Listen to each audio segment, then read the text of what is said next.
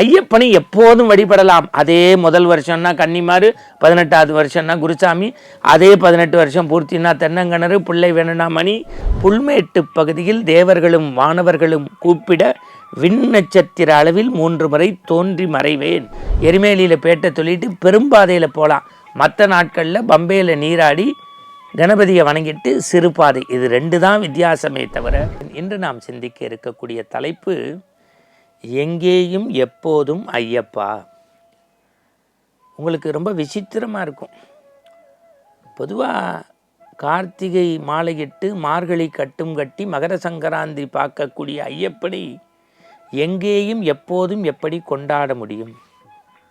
எனக்கு தினசரி வரக்கூடிய மின்னஞ்சல்கள், கை தொலைபேசி, நம்முடைய ஜெயா தொலைக்காட்சி அலுவலகத்தினுடைய வாட்ஸ்அப்புக்கு வரக்கூடிய பதிவுகள், மின்னஞ்சலில் வரக்கூடியது, நாங்கள் சீசன் முடிந்த பிறகு ஐயப்பன் கோவில் போகிறோம், இது சரியா, இது முறையா, விக்கிரகம் அதே விக்கிரகமா, மாற்றப்பட்டு இருக்குமா, இப்படி நாங்கள் போகின்ற போது அது கணக்கில் வருமா? இதையெல்லாம் எனக்கு பெரிய வியப்பை தருகின்றது. உலகமெல்லாம் வாழக்கூடிய ஐயப்ப பக்தர்களுக்கு சில உண்மையை, தேங்காவை உடைத்து உண்மையான வெண்மை பகுதியை காட்டுவது போல சில உண்மைகளை உங்களுக்கு உடைத்து புட்டு வைக்கின்றேன். உலகத்தில் மந்திரங்கள், ஜபங்கள் எதுவும் தெரியாவிட்டாலும் அறிந்தும் அறியாமலும் தெரிந்தும் தெரியாமலும் நாங்கள் செய்த சகல குற்றங்களை பொறுத்து காத்து ரட்சித்து அருள்புரிவாய் சத்தியமாய் பொண்ணு 18ஆம் படி மேல் வாழும் ஹரிகர சுதன் ஆனந்த சித்தன் ஐயன் ஐயப்ப சுவாமியே சரணம் என்று ஒரு பூவை போட்டால் 18 படியிலிருந்து இறங்கி உங்கள் இல்லக்கதவை திறந்து இதயத்துக்குள் இடம் போட்டு அமர்பவன் தான் ஐயப்பன். அது என்ன சீசன் சாமி, சீசன் இல்லாத சாமி, அது என்ன பவர்ஃபுல் சாமி? இதெல்லாம் எனக்கு ரொம்ப ஆச்சரியமாக இருக்கு.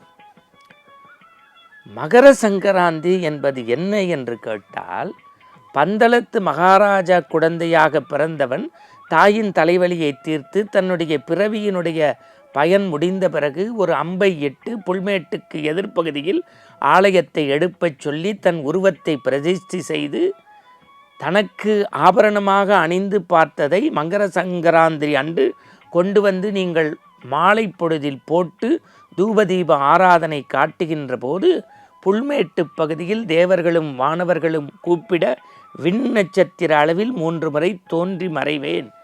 அப்போது என்னை எல்லோரும் காணலாம் என்று சொன்னது ஐயப்பனுடைய வரலாறு.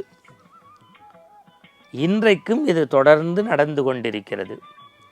ஆனால் நான் சொல்வது, மகர சங்கராந்திக்கு முதல் நாள் மகர விளக்கு என்று ஐயப்பன் பம்பையில் நீராடுவதாக ஒரு சரித்திரம். எல்லாரும் விளக்கு வழிபாடு செய்வாங்க. வாழைமட்டையில் வச்சு மேலே விளக்கு வச்சு ஜோதி ஸ்வரூபம். அதனால்தான் மறுநாள் அவன் ஜோதி ஸ்வரூபமே ஐயப்பா அப்படிங்கிறோம் அந்த வழிபாட்டில். இதில் சீசனில் போகிறது சீசன் இல்லைங்கிறது கிடையாது. இப்போ எனக்கு தெரிந்து ஒரு 50 ஆண்டுகளுக்குள்ள ஐயப்ப பக்தர்களுடைய தேவையை பூர்த்தி செய்கின்ற வகையில் திருவாங்கூர் தேவஸ்தம் போர்டு ஒவ்வொரு பிரதி தமிழ் மாதமும் முதல் 5 தேதி கதவை திறந்து வச்சுருக்காங்க. அதே ஐயப்பன், அதே உருவம், அதே நெய் அபிஷேகம் உண்டு. ஐயப்பன் பிரதிஷ்டை செய்யப்பட்ட நாள் அதே ஐயப்பன், அதே உருவம். விஷுக்கனி அதே ஐயப்பன், மகர சங்கராந்தி உண்டு. ஒரே ஒன்று, இந்த கார்த்திகை மாலையிட்டு மார்கழி கட்டுங்கட்டி போகும்போது பெருவழி சிறுவழி உண்டு. எரிமேலியில் பேட்டை சொல்லிட்டு பெரும்பாதையில் போகலாம். மற்ற நாட்களில் பம்பையில் நீராடி கணபதியை வணங்கிட்டு சிறுபாதை. இது 2 தான் வித்தியாசமே தவிர ஐயப்ப வழிபாடு அதே வழிபாடு. நீங்கள் எப்போது சென்றாலும் ஒரு மண்டலம் விரதம் இருந்து செல்லுங்கள். இந்த 15 நாள் 12 நாள் வேண்டாம், 48 நாள் ஒரு மண்டலம். நெய்யபிஷேகம் எப்போதும் செய்யலாம். நீங்கள் எத்தனை முறை ஒரு ஆண்டுக்கு போனாலும் ஒரு முறையாகத்தான் கணக்கெடுக்கப்படும். நான் மகர சங்கராந்திரிக்கு போல் பிப்ரவரி மாதம் வரக்கூடிய தமிழ் முதல் 5 தேதிக்கு நல்லா போங்க, ஜூனில் போங்க, ஜூலையில் போங்க, இன்னும் கூட்டம் கம்மியாக இருக்கும்.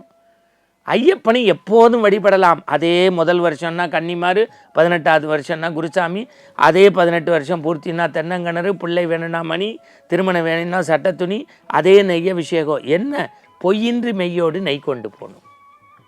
அதே அன்னதான வழிபாடு செய்யலாம், கூட்டு வழிபாடு செய்யலாம், கடன்பட்டு பூஜை செஞ்சிடக்கூடாது. ஐயப்பனை பொறுத்தவரை அனைவரும் சமம். அது எந்த மாதத்தில் போகிறோங்கிறது இல்லை, எப்படி போகிறோங்கிறது இல்லை, ஆத்ம சுத்தத்தோடு நெய் உருகுவது போல உங்கள் உள்ளத்தை உருக்கினால் ஐயப்பன் நம்பியவருக்கும் நம்பாதவருக்கும் இன்பத்தை கொடுத்து இன்னல் தீர்ப்பான். சுவாமி சரணம் ஐயப்பா. மீண்டும் இது போன்ற சுவையான செய்தியோடு நாளைய ஆனந்த ஆரம்பத்தில் சந்திப்போம், சிந்திப்போம்.